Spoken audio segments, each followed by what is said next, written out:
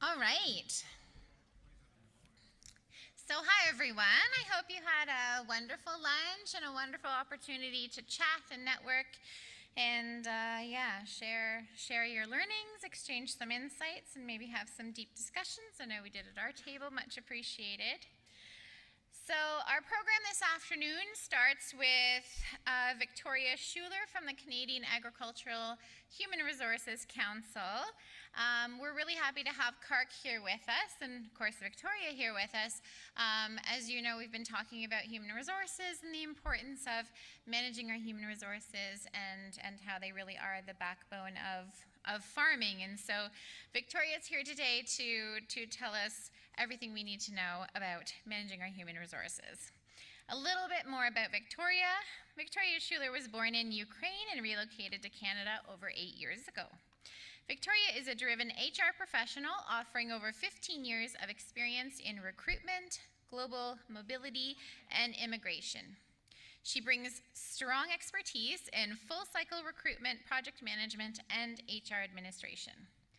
Before joining the Canadian Agricultural Human Resource Council, or CAHRC, Viktoria supported agricultural producers in Western Canada with foreign and local recruitment process by assisting with strategic workplace planning, developing job descriptions, personal worker profiles and job profiles, determining immigration pathways, facilitating interviews, advising on settlement support, retention strategies, and providing ongoing assistance throughout the entire process. It reminds me of what Dave was talking about yesterday, the importance of job descriptions and getting everything written down. So if you can put your hands together and welcome Viktoria with me.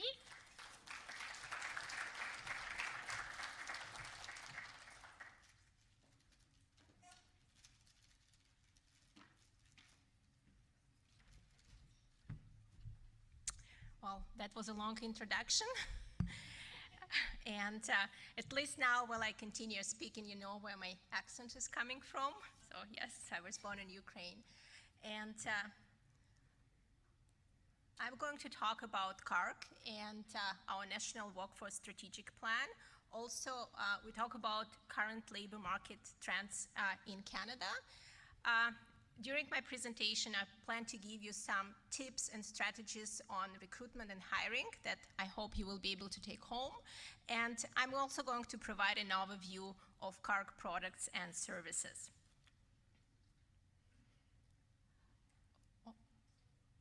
CAHRC is a national nonprofit organization that is led by industry stakeholders, and our mission is to assist farming businesses with various HR issues. CAHRC leads a National Workforce Strategic Plan, which includes short-term, medium, and long-term goals, and recognize 5 strategic pillars, which is automation and technology, immigration and foreign workers, skills development, perception and awareness, and workplace culture. If you're interested to know more about the work that National Workforce Strategic Plan is doing, please check our website or let me know and I will connect you with our team. And now we talk about labor market. So where did all the workers go? And this is the question that you probably ask yourself several times when your favorite restaurant reduced their work hours just because they're short-staffed, or when you drive to work and you see now hiring signs everywhere, or when you did a job posting on Indeed, which is not the best resource, but you received 0 applications from Canada or from permanent residents. So right now, there is a tremendous shift that is happening in the workforce, and we're in the middle of it. Canadian population is changing, and baby boomers are getting older. Immigration is boosting numbers among young Canadians, and this all has a significant consequences on the labor market. According to Stats Canada, around 5,000 baby boomers are retiring every week. For me, I'm based in Saskatoon. 5,000 a week is 250,000 a year, and this is the whole population of Saskatoon exiting workforce every year, which is mind-blowing if you think about it. At the same time, Generation Z and millennials, they are entering the workforce, and millennials now represent the largest share of the working population. And another news, over half of the working population do not work so-called standard 40-hour work week, and there is a combination of hybrid or remote work as well. What it all means for businesses or for employers, we need to change the way we attract and retain the workforce. So that's where we talk about the recruiting strategies.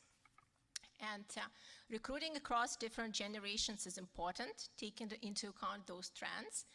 And we can start with just a generational snapshot of the labor force in Canada. Probably found yourself here already. And what their values, what they're looking for, what is important. We can see that for baby boomers, job security is important. They have a wealth of industry knowledge.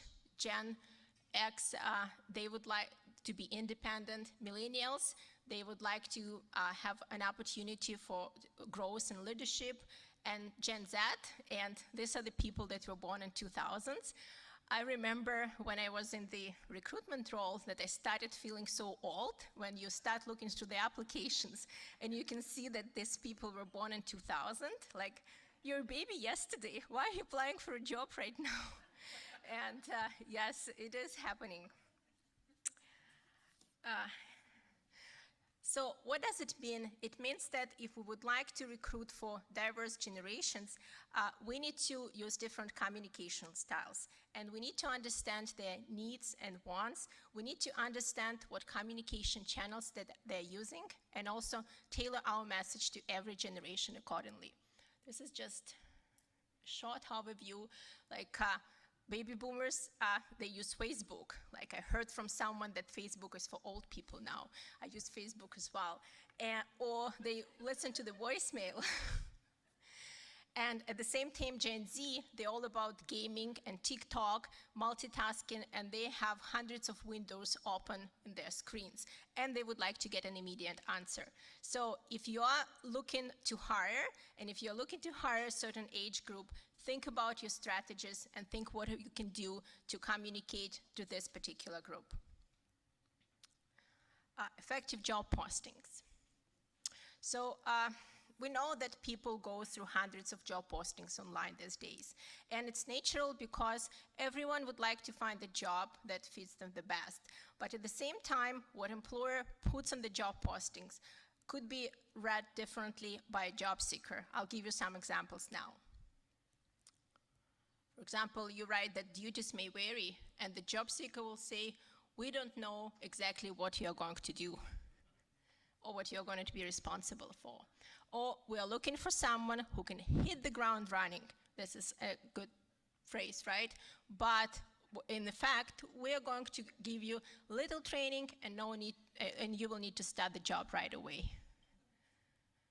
Another one, intense, dynamic, or fast-paced work environment. People would love to work there, but what it means, expect high level of work-related stress and minimal work-life balance. We've all been in those jobs, right? Or we are looking for an entrepreneurial salesperson who can wear a lot of hats, and which means that this person will literally have to go knock the doors, look for sales, and to do a lot of everything. Or candidates might be required to work occasional evenings and weekends. What it means, you must be available 24/7. And the last one, we offer competitive wage and benefits. When you don't specify the way it read is our offer is probably below the market because you didn't even put it in the job posting. So I hope it helps. And what makes the job posting great? First of all, lots of websites, Indeed, that I don't really like, but they have lots of opportunities to add media and photos, so please use this. And use your corporate design. If you have logo, if you have corporate colors, use it. It will make you stand out among other jobs as well. If you are looking for people from outside of your community or from outside of Canada, you also need to sell the community, right? Is there school available? What are the activities for the kids? What else is there? Include this information in the job posting as well. And employees' reviews would be helpful too. This is just the examples of the job postings I found online in North America. The Canada one is probably 100 years old, but it looks like people put some thoughts into it. But you can see that it is different, it stands out, and you don't need to be like a graphic designer, you don't need to have a marketing team to do that. There is an online software program called Canva that you can use. There is a free version. It has lots of pre-made templates that can be used. You just need to change your picture and put your text, and it will make you stand out on social media. The other one is effective interviewing techniques. During my recruitment roles, I sat through a lot of interviews with a number of employers, and sometimes different questions were asked from different candidates. There was a bit mix up in the end and so on. Just as an example, like the question that was asked like by the farmer, are you mechanically inclined?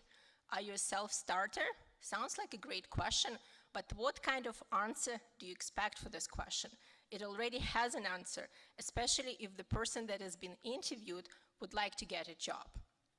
And in the interviewing techniques, we only use open-ended questions. We use behavioral questions. I'm a strong believer that your past behavior is a predictor of your future behavior. People don't change. So if you would like to know and learn more about the applicant skills and experience, ask them about the situations that happened in the past. The other technique that is widely used by recruiters is so-called STAR method. And this is when we ask about a certain situation and tasks that the applicant should do, actions they were taken, and the results or outcome of this task. Going back to the questions, are you mechanically inclined? We can change it to, you mentioned that you have experience operating a high clearance sprayer. Can you describe me a situation when in the past you had a mechanical problem? What exactly happened? How did you deal with that? And what was the outcome? So you can see that it will make the wheels turning, and you will find out much more than just yes or no answer. Or are you a self-starter? Like hypothetically, you can say, imagine a situation or scenario, you're hired by our farm, you've been working for us for some time, you arrive at the farm, there is nobody to give you instructions. What would you do? And again, like if you get the answer, right, you will be able to have an idea of whom you're hiring. The other technique is so-called active listening. And we know that people prepare their interview answers. And there are lots of resources to do it. So the best part about the interview, if you do it right, is to find something that people don't say or they were not planning to say. And the way to do it is to practice active listening.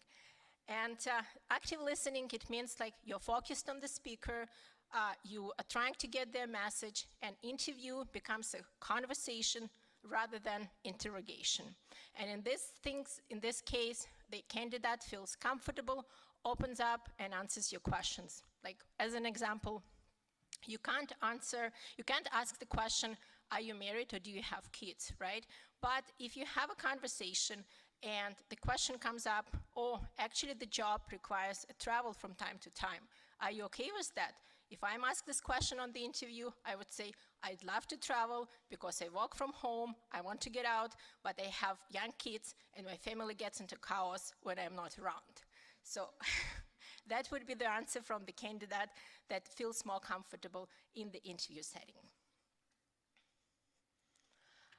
The other trend is equity and diversity and hiring for culture add or culture fit.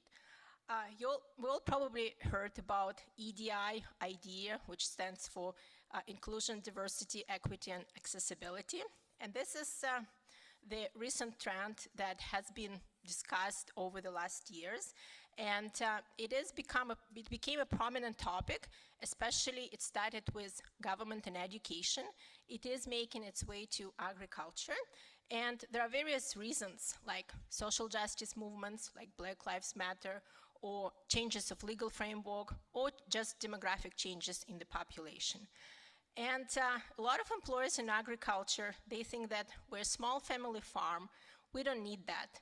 Like, we don't need this EDI, it's just another term. I will give you an example from my personal life. My husband, he was born in Canada, and he grew up in Saskatchewan. His family is from farming background. He now works in trades on a construction site. And he had a co-worker. They were not friends, but they really liked each other companies. They discussed books or movies during the lunch break, so everything was fine. This co-worker disappeared and came back to work several weeks after as a transgender woman to a construction site in Saskatchewan. So my husband's reaction was, what shall I do? How will I address him, her, them as a correct pronoun, right? I don't know what to do. I would rather just try to avoid this individual as much as I can. I don't want to be accused of any harassment to hide from the job. I don't even want to try to look at them. And he did that despite my efforts. We can imagine how that individual felt, but also my husband's boss, who was a project manager, he was even in a worse situation because first, nobody wanted to work with this individual right now. There are only few jobs that you can put one person in the construction site, and he didn't want to move this individual to another job because of possible harassment allegations. So it was quite difficult and stressful for everyone, and if there were more education and knowledge, people would have handled it differently. In the construction, it all ended, the project was over, and everybody was laid off. So that's why in EDI, CAHRC develops a lot of resources for the employers right now, and we understand that everybody's journey is different and everyone starts from a different place, but we do have a framework that is being developed that includes different checklists, templates, webinars, and e-learning training. Just an example, the webinars that we are working at right now is EDI terminology and use of pronouns at the workplace, or another one is how to create inclusive workplace for the religion, which could be useful for employers nowadays. And the other trend is hiring for culture add instead of culture feed. Culture feed based on presumption that in business, everyone is like-minded, everyone has the same values. But over the time, this term shifted from culture fit to so-called beer test. And that's when candidates' values, they were mistakenly taken for the same interest, same social activities, cheering for the same sports team. And in this case, like when we asked the question, do we have the same values, we actually meant, will I be okay having a beer with this person? So there is nothing bad with that, but in today's labor market, culture add replaces culture fit. And that's when we are accessing a larger pool of resources. We are still trying to hire people that share the same values with us, but at the same time, we are bringing fresh ideas, we are bringing innovation, and we are bringing a different perspective on how things can be done. This is just an example of some questions. And the next tip is using AI in recruiting. If you haven't used ChatGPT, I do recommend to try. I haven't been using that for a long time after it started, but I felt like I have to. And it's very simple. Just go to the website, add your email address, and start asking questions. And in the recruitment, yes, it may replace HR professionals over time. You can use it for a variety of reasons. You can ask GPT to create interview questions to hire a person for a certain position. You can ask to create a job description or write the job advertisement and even do market research on your salary. There are certain things that you need to take into account when using ChatGPT. First, be specific and provide a very specific prompts or very specific questions. And don't enter any personal data of any job seekers for privacy reasons. And because it's a machine, it's a computer, read the answers. And I recommend just to experiment, and there are certain things that you'll find that will work for you, and this will save you a lot of time. This is just an example of one prompt. When I asked GPT to create 10 behavioral interview questions for landscape foreman position. And you can see the questions are quite long, but it includes the STAR technique, it includes the behavioral question, and it's the question that you can use in your bank.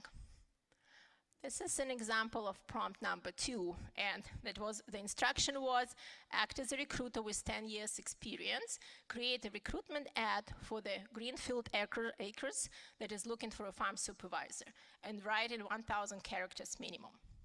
So this is it's a bit of generic. I would still edit it, but if you don't have a job description, that's a good start. And now I'm going to talk about CAHRC products and services.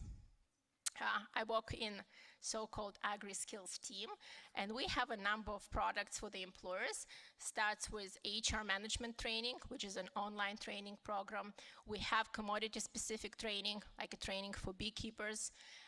We also have a so-called quality agri-workforce management program, and this is the training for employers on how to hire temporary foreign workers, which includes webinars, guides, and instructions on like how to do an application or how to hire a temporary foreign worker. We are developing the course called Agriculture 101 for newcomers, and this will be an online course for someone who is new to Canada and who would like to get familiar with the agriculture, where we talk about different commodity groups, different jobs that are available, and how to approach the employers. You also might be familiar with our Agri-HR Toolkit. This is the great resource for the employers to access templates, policies, job descriptions, interview questions. The HR Toolkit is being renewed right now, and there will be a new release coming on in January. This is just a short overview for e-learning. E-learning training, we had a pilot for supervisors in leadership skills development. That was great, and we plan to continue it again. This is the short overview of Agriculture 101 for newcomers. Agri-HR Toolkit, the subscription is $99 a year, but if you're working through association, you may get a discount code or it will be a free access. This is the guide on hiring temporary foreign workers, and the guide will be released sometime in January. It's ready, it's just in the production side. Our idea was to get all the information as a reference guide together, because government websites can be confusing when you start looking at temporary foreign workers stream. So it's the same information, but maybe in a different way. And we also have a number of training for employers. For example, right now we run a webinar series on hiring foreign workers, and the webinars are happening every Tuesday. And we had our second webinar this Tuesday, and this is everything that you need to know if you never hired foreign workers or if you're working on your LMI application. We do have people from Service Canada. We have employer compliance inspectors that will be talking and answering questions as well. And for the e-learning, we developed a number of products. Something that is related to foreign workers is related with like culture sensitivity or language barriers on the workplace that will be useful if you have hired foreign workers in the past as well. And the last thing that I wanted to talk about, right now my team is working at developing so-called CAHRC community of practice, and this will be an online platform very similar to Facebook, where we are going to have employers, agri-HR professionals, and industry experts together in one space, where we are going to host monthly webinars on different HR topics and aspects, and there will be also an opportunity to ask questions from the experts and access HR Toolkit and all other resources that we have. And if you would like to know more about the product release, please sign up to our newsletter at our website. My email address is there as well. And if you have any questions, I'm ready to answer.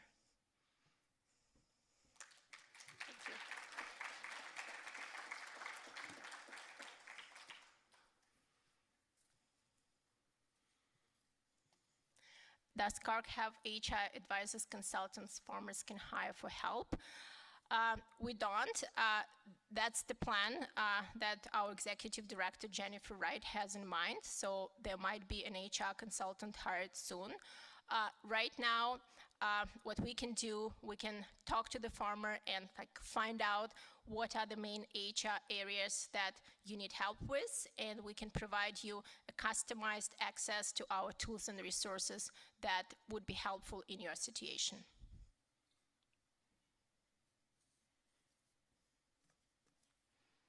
Okay.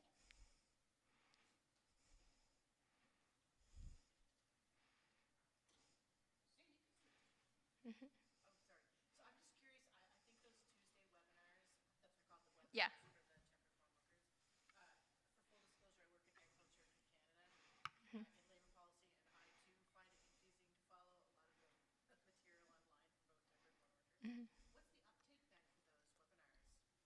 The uptake, we have about 50 or 60 people at each webinar. And there are more follow-ups coming. For example, the webinars were advertised among all our stakeholders, and now we have a requirement, for example, from landscape and nurseries, because they don't go under the agricultural stream. They need more specific information. Or a bunch of cattle employees in Alberta, they need to know more about how to transfer foreign workers into the permanent workers. So the webinars are kind of generic, but once we go ahead with that, we will be doing more customized for certain commodity groups as well. Mm-hmm. I need an advice around LMIA jobs, as it seems tough to get a job. I'm an immigrant looking to get in Canada's agriculture workforce. I have degree and work experience. If this is the individual that I talked yesterday, I think you have great experience, and I gave you a bit of tips about your resume. So just go to the employers in person, present your resume, and I'm sure and I hope you will be able to get a job. What is the most common HR challenges you see farmers facing? That's a good question. I would see not thinking about HR. For example, every time we go to the conference, if there are subsequent sessions, HR is the one that is less attended. Farmers are more interested in equipment, in investment, in trading, trademark marketing rather than HR. And the most common challenge is hiring people and retention. You mentioned future behavior is based on past behavior. Isn't it like person grows and learns from the past mistakes and changes are also inevitable? Yes, but at the same time, when we are asking about the past, like as an example of the interview question, and if the person accepts that there was a mistake, yes, but if you don't, probably you'll do the same next time. And the reason I am a huge advocate for behavioral interview questions is just we're not talking about hypothetical situations. We're not, the candidates that have experienced certain things in the past will be able to talk about that. And you know what is going to happen. If it's just hypothetical, it might be something different next time, and you never know what's going to happen. Is the newcomer job guide offered in different languages? And our 2 official languages. Agriculture 101 will be offered in English and French. Also, farm supervisor leadership training. We have the program in English, French, and now it's being translated into Spanish as well. What policy changes are needed to help resolve the labor shortage in Canada? It's a good question. I think it's more of a complex answer. I would say in terms of temporary foreign worker program, there are lots of changes and lots of positive changes that are being happening, and it's getting easier to get those LMIAs comparing to what was happening a few years ago. So there are good changes on the way, but it's more of a complex issue, and the solution is like our National Workforce Strategic Plan, more complex as well. Well, thank you for your questions.